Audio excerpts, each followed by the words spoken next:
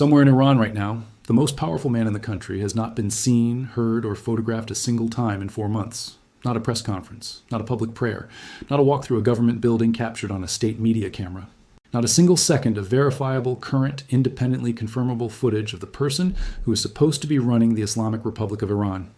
The institution whose military has been firing ballistic missiles at American bases, whose naval forces have been sinking ships in the Strait of Hormuz, whose commissar faction has been ordering escalatory military operations against 5 countries simultaneously, and whose negotiating teams have been sitting across from Qatari mediators in Doha, trying to construct a framework that ends this war. For 4 months, the supreme leader of Iran has existed only as a name, as written statements distributed through intermediaries, as an official title attached to documents that no one can verify were actually authorized by the man the title belongs to, as old archival footage played on Iranian state television to represent a living leader whose living, functioning presence has not been demonstrated to anyone outside a very small circle inside Tehran since the day his father was killed, and the Director of National Intelligence of the United States of America testified to Congress, under oath, that Mojtaba Khamenei was injured very severely in the strike that killed his father, and that, as a result, the decision-making process inside Iranian leadership is, in her exact words, unclear. When a member of Congress pressed her on whether Washington is now less certain about the intentions of Iran's leadership than it was 2 months earlier, she agreed.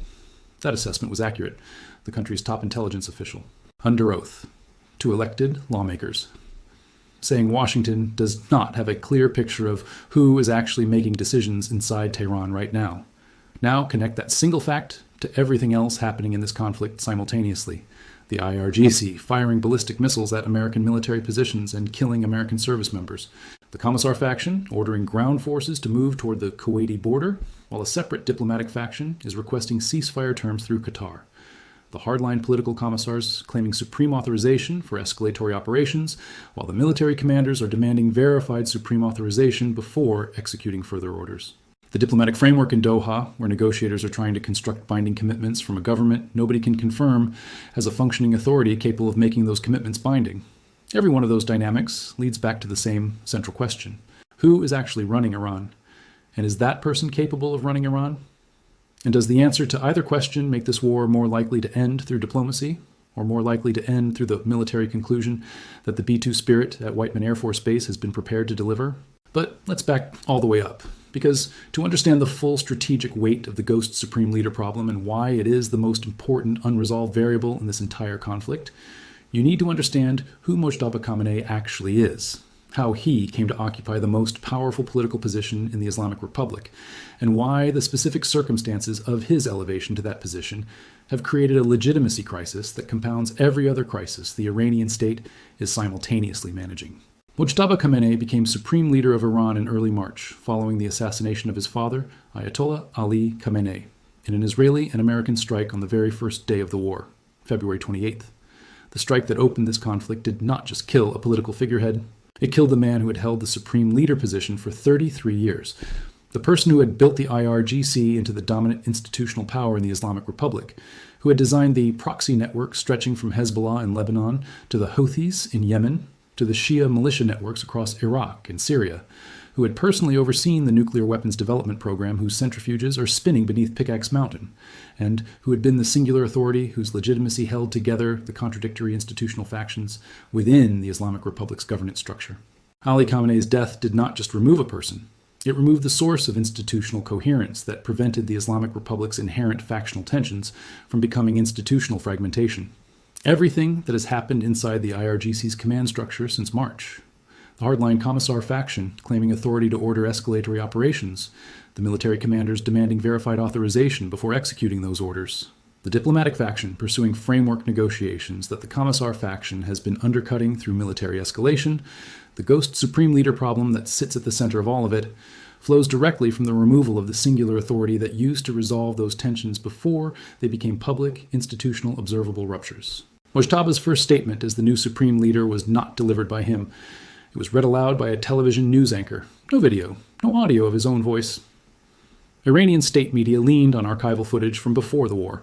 Old images of a man who was not yet the supreme leader, presented to an audience being asked to accept that this person is now the supreme leader. For 4 months, the Islamic Republic has been asking its own population and the international community to accept a leadership transition that has produced no verifiable evidence of a functioning, capable leader actually exercising the authority of the office he technically holds. 2 Iranian sources cited by Reuters confirm that Mojtaba survived the strikes that killed his father, his mother, and his wife. Survived. Not uninjured, not recovered. Survived. The distinction between surviving and functioning is the distinction that Tulsi Gabbard was making when she testified to Congress that he was injured very severely and that the decision-making process is unclear. Survival and functional governance capacity are not the same condition. A person can survive injuries that permanently impair their ability to exercise the cognitive, physical, and communicative functions that leading a country in the middle of an active military conflict requires.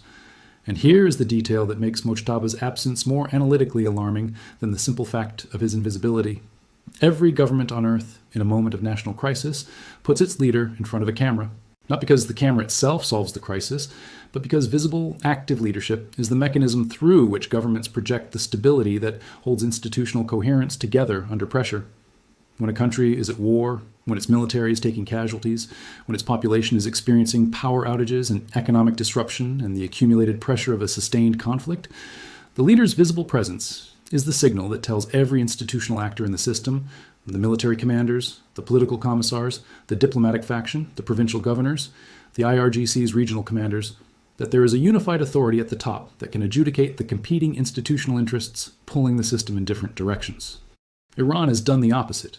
For 4 months during the most consequential military and diplomatic crisis in the Islamic Republic's history, it has kept its supreme leader completely invisible. That is not the behavior of a government that has nothing to hide about the condition of its leadership. That is the behavior of a government managing a leadership capacity problem so serious that the cure, producing the leader in a verifiable, current, living context, is assessed as more damaging than the disease, which is the accumulating credibility cost of 4 months of continued invisibility. Iranian officials have worked hard to project an image of full recovery. State-aligned voices have claimed that Mojtaba is personally directing Tehran's negotiations with Washington from behind the scenes. These claims serve an obvious institutional purpose. They are designed to prevent the gap between the official leadership narrative and the visible reality of a silent, invisible supreme leader from becoming too wide to bridge through propaganda.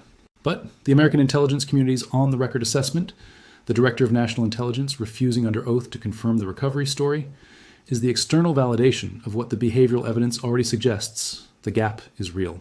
The recovery narrative is contested by the people with the best access to the actual intelligence picture of what is happening inside Iranian leadership.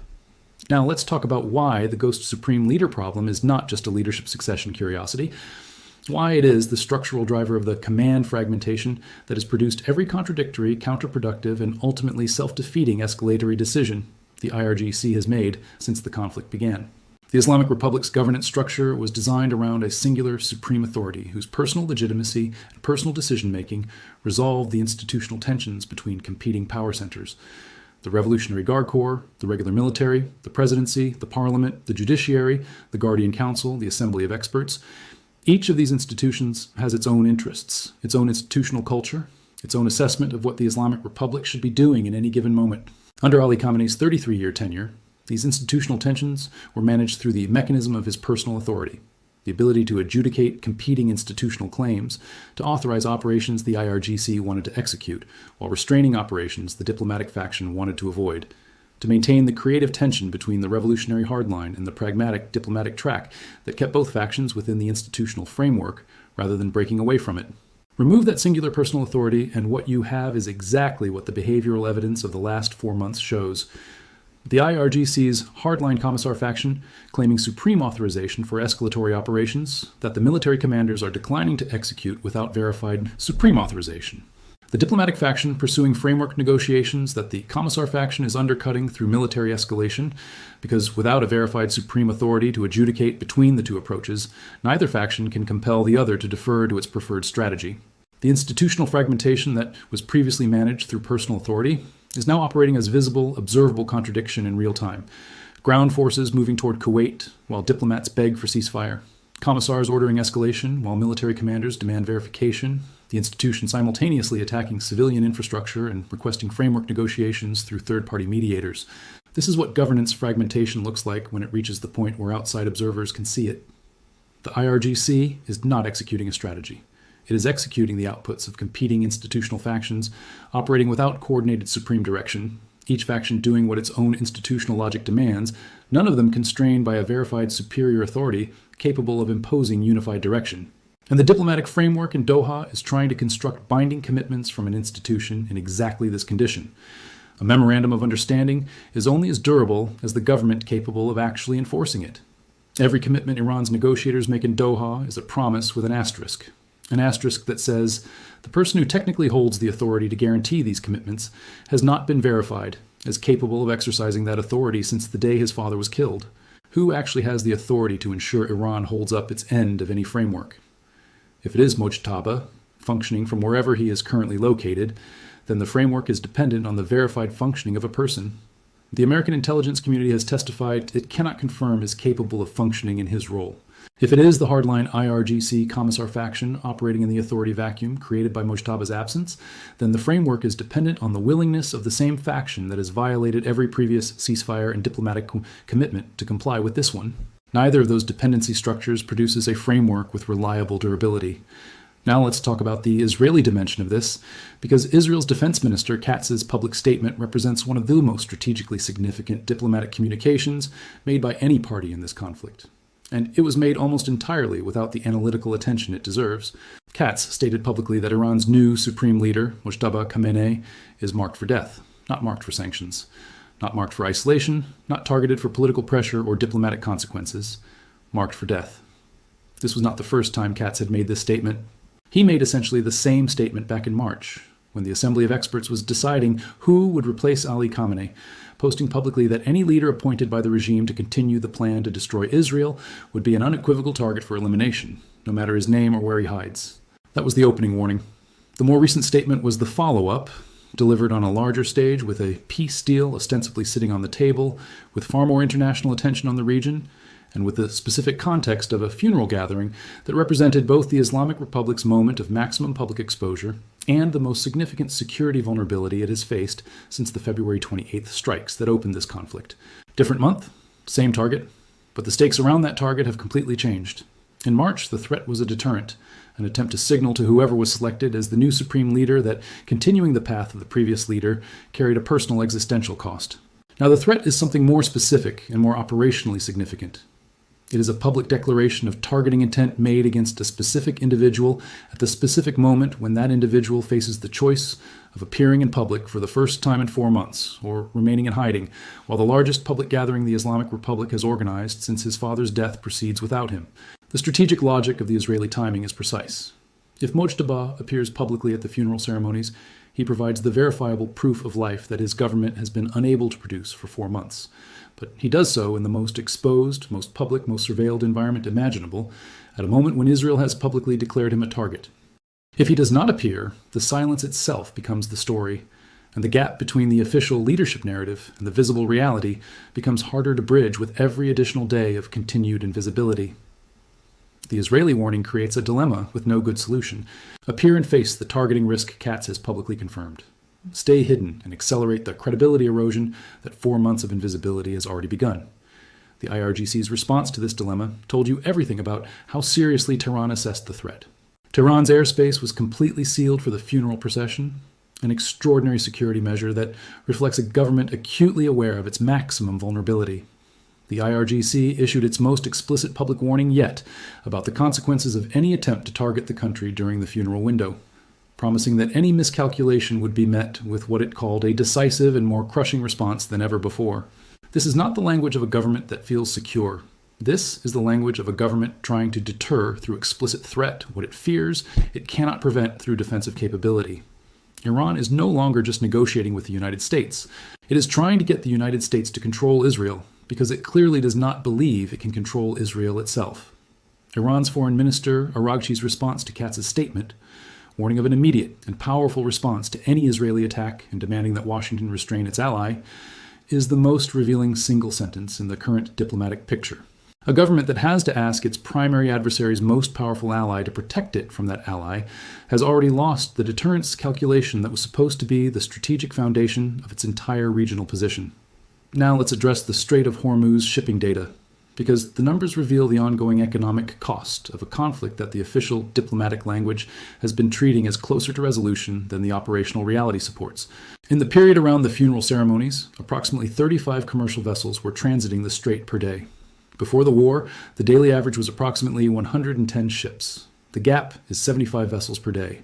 75 ships per day of lost traffic every single day, producing an ongoing drag on global energy markets that every week of unresolved diplomatic framework negotiations compounds. The Memorandum of Understanding, signed on June 17th, was supposed to begin the process of restoring that traffic. But the MOU is hung up in implementation disputes, not, according to experts tracking the negotiations, primarily over the nuclear issue that everyone assumed would be the central sticking point, but over the practical mechanics buried inside the agreement. Disputes tied to Lebanon, disputes over the strait reopening mechanics, disputes over who verifies what, on what timeline, with what consequences for noncompliance. Vice President J.D. Vance's public statement that talks in Doha were going well, and that discussions specifically addressing the nuclear issue would begin soon, is the kind of careful diplomatic framing that tells you the nuclear discussion has not yet substantively begun. When you say discussions on the central issue will begin soon, you are acknowledging that the central issue has not been addressed yet. Qatari and Pakistani mediators describe positive progress, while cautioning that both sides remain hung up in their own clauses. Positive progress on the secondary issues, while the primary issues remain unaddressed, is the description of a negotiation that has found the path of least resistance and has not yet faced the hard terrain where the fundamental disagreements actually live. The 50-day window between the MOU signing and its implementation deadline is not an unlimited diplomatic runway. Every day the framework remains hung up in secondary implementation disputes is a day that the IRGC's hardline commissar faction can point to the continued American military campaign as evidence that the diplomatic approach is insufficient, providing the internal justification for continuing to push for escalatory operations that the military commanders are now declining to execute without verified supreme authorization. Now let's talk about the full picture of what Iran is simultaneously managing, because the ghost supreme leader problem does not exist in isolation from the other pressures the Islamic Republic is absorbing at the same moment. Beyond the external military pressure from Washington and Jerusalem, Iran is managing active armed unrest from multiple minority groups with long-standing grievances against the regime: Kurdish militant factions in the northwest, Arab and Baloch separatist movements in the south and east, the exact border regions that have been the primary geographic focus of the American military campaign's strike packages against the IRGC's southeastern military infrastructure. The Mujahideen Khalq, the exiled opposition group with an operational presence inside Iran's borders. The domestic protest movement that has continued despite the regime's documented willingness to execute protesters, 23-year-olds, 18-year-olds, political prisoners whose names Trump has been posting on Truth Social at the same moment he is rejecting ceasefire proposals, in the deliberate conjunction of the message to the Iranian population and the message to the Iranian regime. A government simultaneously managing a leadership legitimacy crisis, an active external military campaign of unprecedented intensity, an armed insurgency along multiple border regions, domestic protest requiring active violent suppression, and a diplomatic negotiation whose durability depends on an authority structure that the government cannot publicly verify is intact. The government is not negotiating from a position of strength. It is managing a compounding institutional crisis from a position of maximum vulnerability, trying to lock in a diplomatic outcome before the accumulating pressure produces a collapse that forecloses the diplomatic option entirely. And this is precisely why Iran wants the deal now rather than later. The calculation is transparent once you understand the full pressure picture. The regime is burying a supreme leader who has been dead for 4 months, finally conducting ceremonies that have been delayed while his successor remained invisible, exposed, and unverifiable. The funeral itself, the mass public gathering in Tehran, Qom, Mashhad, Najaf, Karbala, is simultaneously the Islamic Republic's most solemn moment of state and its maximum security vulnerability, the moment when millions of mourners and senior officials concentrate in predictable locations at predictable times, when the entire world's attention is on the country, when the absence of the new supreme leader from the proceedings would be the most publicly visible, most internationally observable evidence, yet that the leadership transition that was supposed to ensure continuity has in fact produced a governance vacuum at the institution's most critical decision-making level. If Mojtaba appears at the funeral, it is the first verifiable proof of life in 4 months. But it comes at the moment when Israeli targeting threats have been publicly renewed, when the security apparatus trying to protect him is stretched to its limits, and when every intelligence service watching this conflict is monitoring the same public gathering for the same opportunity. The IRGC knows this. The sealed airspace over Tehran knows this. The explicit public warning about consequences for any miscalculation during the funeral window knows this. If Mojtaba does not appear, the funeral becomes the moment that proves everything his government has been trying to deny. That the man technically running Iran is not capable of appearing in public during the single most important ceremonial obligation of his term, that the official recovery narrative is precisely what the American intelligence community's congressional testimony suggested it was, and that every commitment made by Iran's diplomatic negotiators in Doha carries the asterisk of an unverifiable supreme authority attached to it. There is no good option. The dilemma has no clean resolution. And the Israeli defense minister created that dilemma deliberately, publicly, at the most precisely timed moment possible. Now let's build the convergence analysis that puts all of these threads into the strategic picture they collectively form. The ghost supreme leader problem is not just a diplomatic inconvenience. It is the structural explanation for every behavioral anomaly this conflict has produced.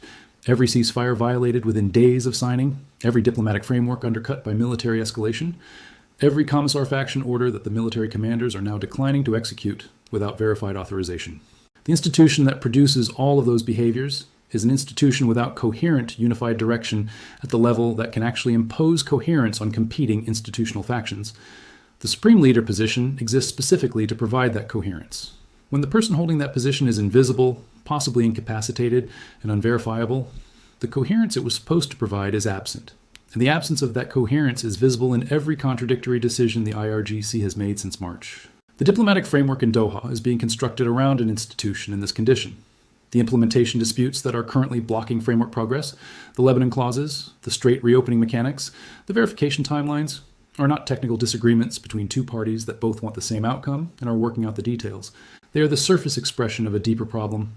Iran's diplomatic negotiators cannot make binding commitments that the IRGC's commissar faction and the IRGC's military command will actually honor, because the authority that would make those commitments binding on both factions of a fractured institution is the verified functioning of a supreme leader whose functioning has not been verified in 4 months.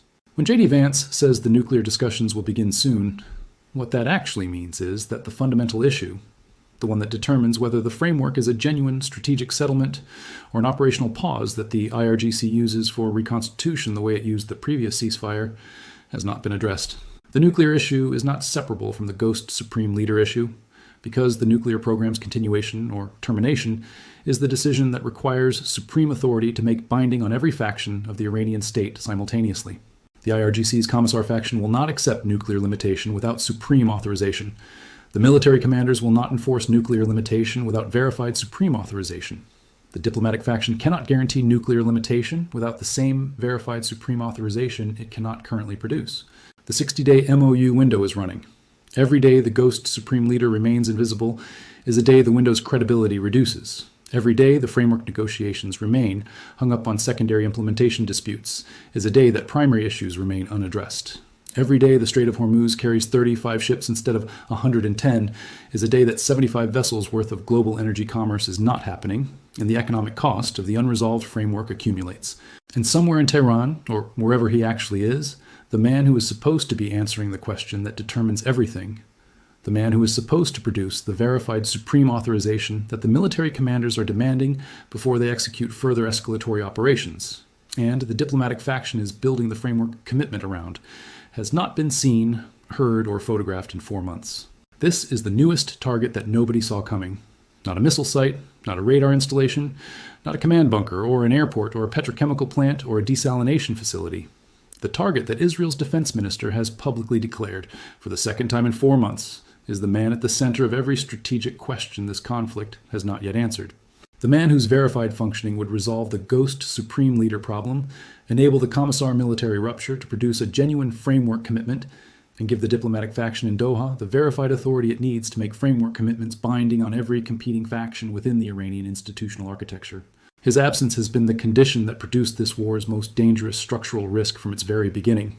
His appearance, if it comes, when it comes, in whatever form and at whatever moment the Iranian state finally produces it, will be the moment that determines whether the Doha framework becomes the genuine strategic settlement that ends this conflict, or whether the B-2 spirit-carrying GBU-57 massive ordnance penetrators makes that determination at Pickaxe Mountain before any framework can be finalized. The world is watching a funeral procession moving through the streets of Tehran. 4 months of ceremonies delayed. Millions of mourners gathered, airspace sealed, the IRGC issuing its most explicit deterrent warnings of the conflict. And the man who was supposed to be leading the funeral for his father, the man who is technically the most powerful person in the Islamic Republic, has still not appeared. If he shows up, the world finally gets the proof of life it has been denied for 4 months. And the moment it gets that proof is the moment Israel's targeting declaration becomes most operationally relevant. If he does not show up, the silence answers the question that the American intelligence community's congressional testimony only partially confirmed. And the framework in Doha becomes a commitment made by an institution that cannot verify the authority behind the commitment. An asterisk where a signature was supposed to be. The newest target in Iran was not discovered on a satellite image. It was not identified through signals intelligence or a human intelligence report or a civilian camera network. It was named publicly by a defense minister in front of cameras, in the same words he used 4 months ago, at the exact moment that naming it forces the named target to choose between appearing in public and remaining in hiding. Nobody saw it coming because everyone was looking at the missiles. The real target was the legitimacy question that has been sitting at the center of every failed ceasefire, every violated framework, every escalatory operation ordered by a commissar faction, claiming supreme authority it cannot verify it possesses. The newest target in this conflict is the verification of who actually runs Iran. And 4 months after the question was first asked, the answer is still the same. Nobody outside a very small circle in Tehran knows for certain. And that uncertainty is exactly what makes everything else about this war. The missiles, the ships, the desalination plants, the diplomats in Doha, the B-2 at Whiteman, so much more dangerous than it would be if the question had a clear, verified, publicly demonstrable answer. The funeral is happening. The airspace is sealed. The IRGC is warning its enemies to keep their distance. And the most powerful man in Iran, for the 4th month in a row, has still not shown his face.